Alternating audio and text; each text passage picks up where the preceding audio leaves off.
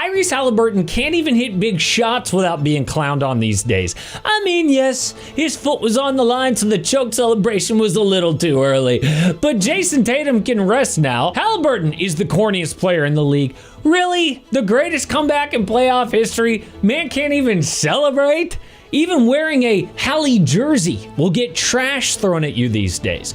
People just love to hate on this man. But it's not just the fans, it is the players who do not respect his game, which is not new for Haliburton. College scouts didn't respect his game in high school, he wasn't recruited. NBA GMs didn't respect his game in the draft, he fell. But conference finals yet again. So is this just a fluke? Or is people's hate blinding them to how good Haliburton actually is? Well, can you believe, according to an advanced stat site called Unpredictable, the Pacers have 3 of the top 7 all-time playoff comebacks since 1977, all in the last 2 weeks. The Bucks come back round 1, Cleveland round 2, and now this Knicks game. But who is in the middle of all of it?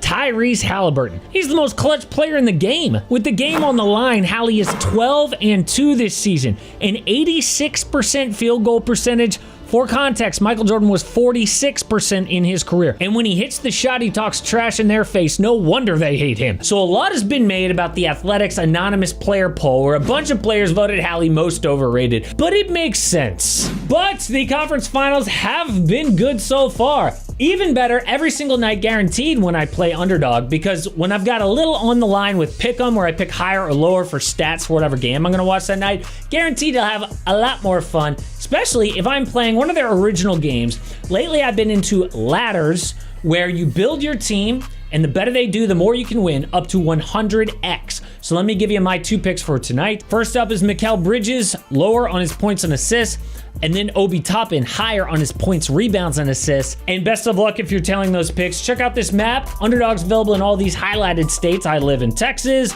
used to live in California. Florida's got champions. By the way, if it's your first time signing up, nothing helps out the channel more than using the promo code AMHOOPS. Also, you get up to $1,000 in bonus cash and a special free pick. Think back to last year when he did the Dame time celebration in Lillard's face before Hali ever even won a playoff game. Later, he called Dame a in the middle of a game. Damn. Even clowns random players like Trenton Walford for never making the playoffs. Really, dude? Like, you make it 1 year and the next year you're like, oh, the playoffs, yeah, it's pretty sweet, but you wouldn't know anything about it. That is corny. So yes, I can see why other players are like, screw this guy, he's annoying. Oh, and his dad didn't help much by getting in Giannis's face, who is one of the most liked players in the NBA. But none of this even matters if the dude can play. Like Larry Bird, one of the most legendary trash talkers ever, but no one cared because he could back it up. And Haliburton backs it up, right? I mean, averages 20 points and 10 assists a game, 2-time All-Star.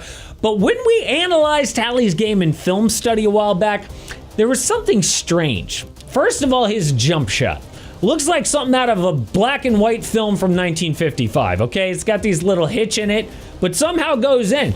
Unlike a smooth, pretty shot like Kevin Durant that most players could only dream of having.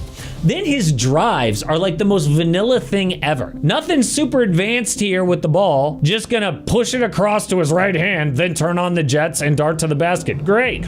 On the flip side, you got like a Kyrie Irving who does a ton of fancy work just to get to the basket, making the crowd go, ooh. That's not to mention Kyrie's handles, which are ridiculous. Look at the bench's reaction during this All-Star game. But Haliburton, one-on-one, God help him if his shot isn't falling, because there ain't much there. So players respect things that they themselves cannot do. Instead, when they're guarding Haliburton, they think to themselves, this dude isn't elite. I could totally cook this dude in the gym one-on-one. Why is he making the Olympic team when guys like Jaylen Brown can't get there? Why is he making a supermax contract when only the best of the best are supposed to get that? Overrated. But the reason is somehow it works. His game might not be the prettiest, but it gets the job done more often than not.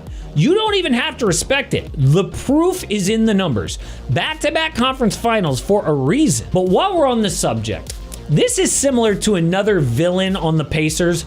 Reggie Miller was also accused of being corny, which he probably is, who also hit a big shot in a Knicks collapse. But there is a big difference between Reggie's shot and Hali shot that people aren't talking about. So it was May 7th, 1995. Second round of the NBA playoffs, also game 1 in New York. Knicks were up 6 with 18.7 to play. Reggie then took 2 seconds to hit a 3. Knicks inbound, Reggie steals the ball and runs behind the 3-point line to tie it. He then sinks 2 free throws to score 8 points in 9 seconds to win the game. But Hali's moment wasn't like that. Somebody else did the dirty work. Pacers down 14 with 2:45 to play. Playoff teams in that situation were 0-970 before this. But Aaron Nesmith went on a historic heater.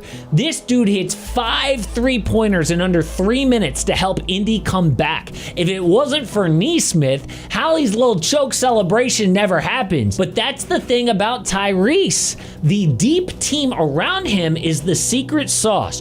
They are a bunch of players that people gave up on. Take Nesmith, for example. He was the best shooter in college basketball. Hit 52% from 3 at Vanderbilt. So the Celtics use a lottery pick to get him in the 2020 draft, but that shooting just didn't translate. Over 2 seasons, he scored 4 points a game and shot 32% from 3. Back and forth from the G League. So Nesmith was just some throw-in player in a trade to get Malcolm Brogdon. And in the short term, Boston won that trade. Brogdon won 6th Man of the Year and helped the C's make the conference finals. But in the long term, not great, because Nesmith's shot finally woke up. This year, he hit 43% from downtown, 54% in these playoffs. Plus, he leads the Pacers in playoff rebounds. Yo, he's 6'5", 3-and-D wing like that is hard to find in the NBA. C's messed up. Another one is Obi Toppin, who the Knicks gave up on. Must have felt so sweet throwing down those lobs in the Garden. But then there's Pascal Siakam, who is never mentioned when people talk about stars. Do you notice that? Even though dude was the second best player on a championship team, he's still underrated. But he gets to Indy in a trade last year, doesn't try to take over the team as the big vet. He just fills in what the Pacers don't have. For example, the only Pacer who can play in isolation, in the post, get around his man to the basket or a mid-range turnaround J. At 6'8" with a 7'3" wingspan, basically unguardable for most of the league. So Hali doesn't have to be that modern day score first point guard that most people expect him to be. Like in the NBA right now, when you think all-star guard, you think like Anthony Edwards, Ja Morant. No, Haliburton just does these simple things really well and probably talks too much trash, but so what? The NBA needs a good villain. All this talk about face of the league, Anthony Edwards, Victor Wembanyama, what about villain of the league? Hali is actually the perfect player for this. Think about like annoying NBA players that people hate. It makes the game more fun to watch. Patrick Beverley, Dylan Brooks, Draymond Green. What do all these guys have in common? They're all underrated, came to the league with a chip on their shoulder. And not only was Hali slept on in the draft, his original team gave up on him, trading dude away. Made fun of for not even playing in the Paris Olympics. So it makes sense that while everybody from fans and players are calling him overrated, Tyrese can be a little annoying and corny when he proves those people wrong. But the Celtics are going to go through even bigger changes this offseason. Aaron Nesmith would have been pretty sweet on a cheap contract right now because they are expensive. And now with Jason Tatum out with that Achilles tear, Boston has to trade some established stars. So which guys are most likely to be gone this summer?